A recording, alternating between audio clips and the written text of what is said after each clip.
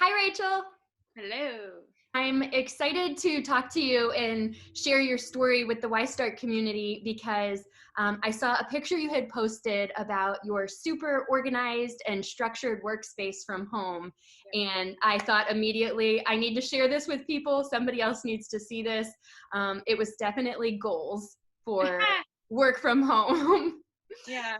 Well, So, if you just want to get started and tell us a little bit about yourself in 40 seconds or less, that would be awesome. so I'm Rachel Hagemeyer. I am the manager of education and community engagement at the Canton Symphony Orchestra.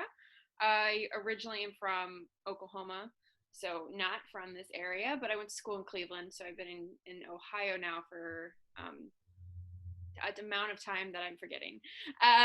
But I work at the symphony. I play bassoon. I do music. I work on education things. And yeah, that's what I do. It's fun. I enjoy it here. I like my plants. I have a lot of plants. Um, so I was just talking to a coworker today, and she said, if anybody knows anyone who's going into the office, can you check on my plant? I feel like you might have died by now.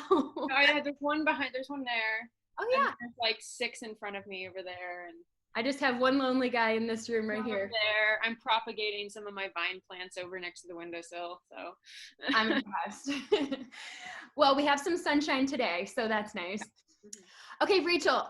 So if you can share a little bit about how you've been structuring your day and just how you've been staying productive and managing the work-life balance. Yeah. So the symphony's this is my fourth week. I've done about a month already of working from home.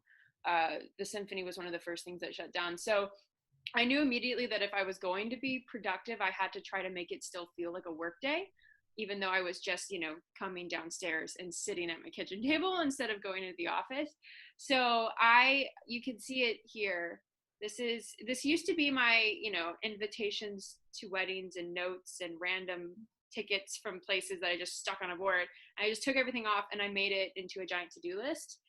So I could visually see up on a wall everything that I wanted to accomplish and that needed to get done for the year because I'm planning a whole next season. So there's like 3 pieces of paper. There's what I'm doing now, which a lot of this is now canceled, which is sad, but it's okay.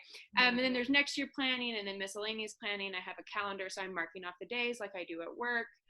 So I have that set up, but I think another big part is that I am waking up early every day like I would for work anyway.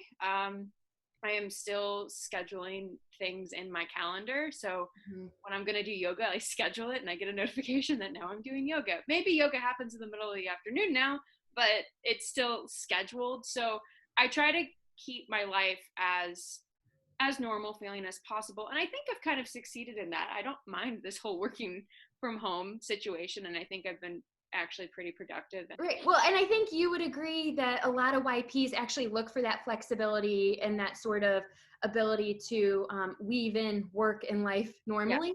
Yeah. Mm-hmm. And I know that we're going to be talking to a couple other YPs this week that this might have just helped their organization see that that can happen a little bit sooner than maybe they would have come to realize before. So I think at the symphony, it's important that I'm physically there a lot of the time because a lot of what I'm doing is actual event things. I think my life is a lot more it feels less busy because I don't have to be at youth symphony rehearsal. I don't have to be at concerts because there's nothing happening right now.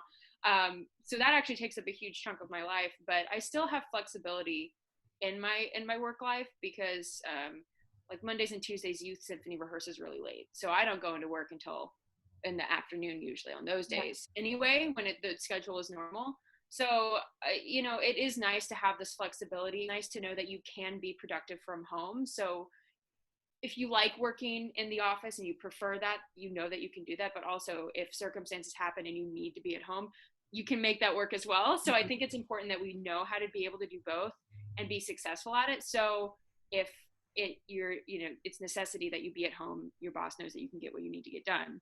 But also when you're in the office, you can kind of be creative with your time at the office and maybe make it feel a little bit more like home at the office. I don't know, not mixing home and work life, but making your workspace feel more natural to you, I think. yeah, absolutely. You mentioned doing yoga, and sometimes that's now falling in the middle of the day. Yeah.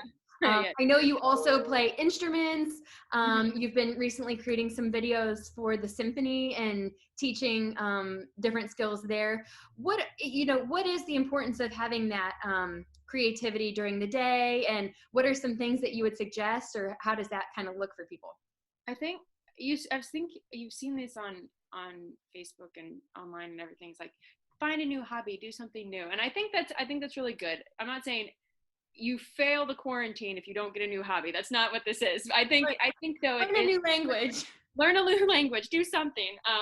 I think it is important though that, I mean, during the workday anyway, I always try to make sure I get up and walk, or I get up and just go do something different than work to give myself a break. Um, but I think sometimes it's a little more fulfilling when you're able to actually put your brain to use in a different way than work. So, left, right side brain things, creativity versus analytical thinking. So, I play a lot of musical instruments, so that tends to be something I go towards.